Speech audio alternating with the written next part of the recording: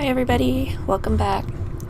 Today I'm just going to show you something really simple. I wish I had something more exciting, but I've had a lot going on, so I haven't been able to make videos lately. So what I'm going to show you is just how you can format tile sets and characters for RPGMMV and Photoshop. You could also do this in GIMP, and you could also do this for other programs. I'm just going to show you the sizes for MV because that's pretty much what I use. So if you want this grid that I have here, so it's easier to line up the tile sets to each other, it's really easy. So basically all you have to do is go to the upper left corner of your screen over here under Edit, and then go to Preferences.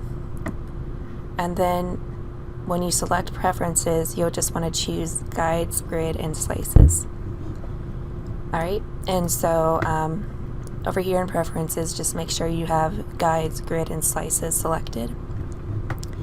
And then you're going to go down here to Grid. And you're going to choose how many grids that you want. And so since the MV tile sets, they're 32. Oh, no, I'm sorry, they're not 32, they're 48. Yeah, that's right. 32 is for VX Ace, and VX and XP, I think, and 48 is for RPG Maker MV. You can choose whatever color you want. You can choose that if you want. I just like black because it's easier to look at.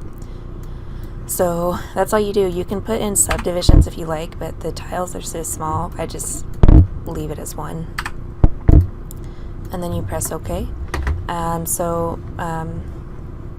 You can, if you go over here to View, you can turn this grid on and off if you'd like. If it's annoying you, just go down here to Show under this View in the toolbar. Go to Show and then just uncheck Mark Grid and it'll go away. And then you can bring it back. Another cool thing you can do is, so let me just take out a couple of these.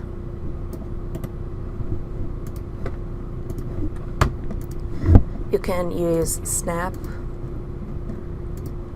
so that way it'll snap to the grid lines and you won't get any uneven or weird tiles in the actual program. And you can turn that off and on too if you need more precision. When I make tile sets, basically all I do is I use this tool right here, the rectangular marquee tool, and then I just highlight the tile that I want.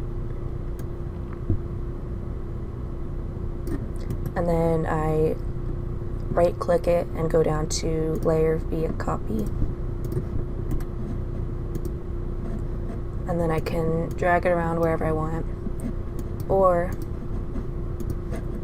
to bring it onto a new tile set sheet, I highlight it, press Ctrl-C on my keyboard, and then Ctrl-V, and the new tile set that I'm making, and I can put this anywhere.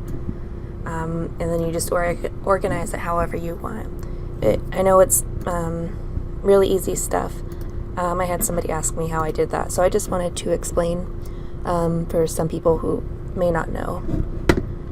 And so that's how you format tile set sheets. I hope that helps.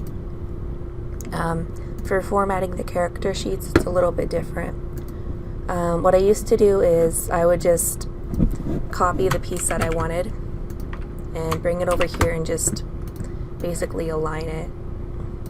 Which, I mean, you could still do that, but it's not a good method because sometimes things will be off if you keep doing that.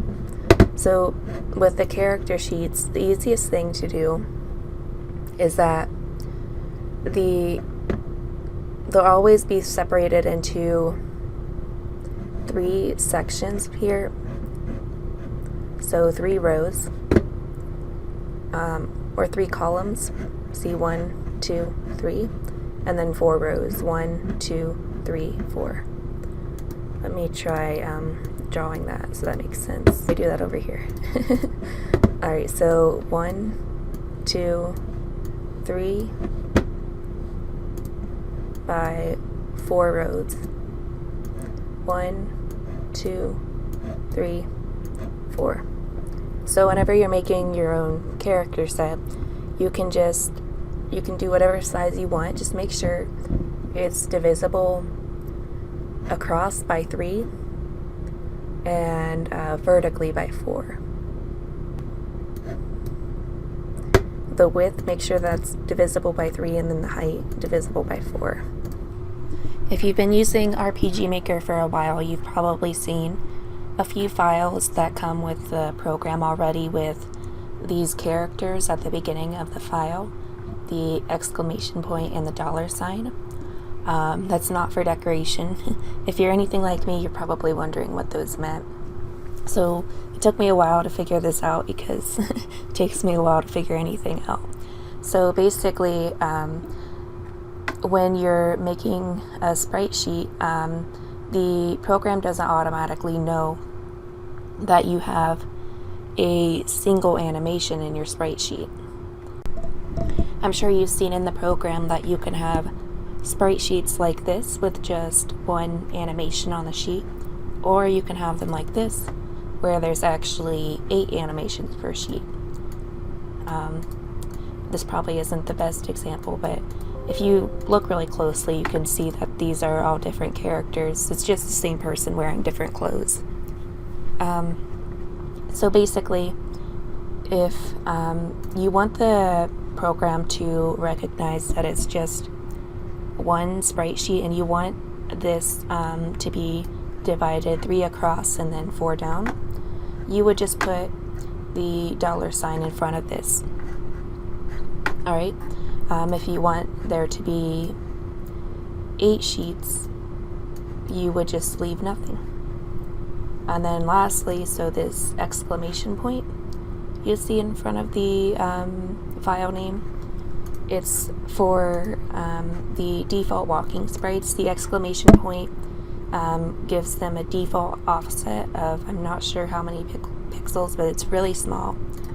But you don't want that on things that go on the map, like doors or this boat or anything really. You want them to be where you place them. So if you don't want that offset, you just put the exclamation point there. So I hope that makes sense, and I hope I explained things well. I tried my best to, but sometimes I don't always explain things well.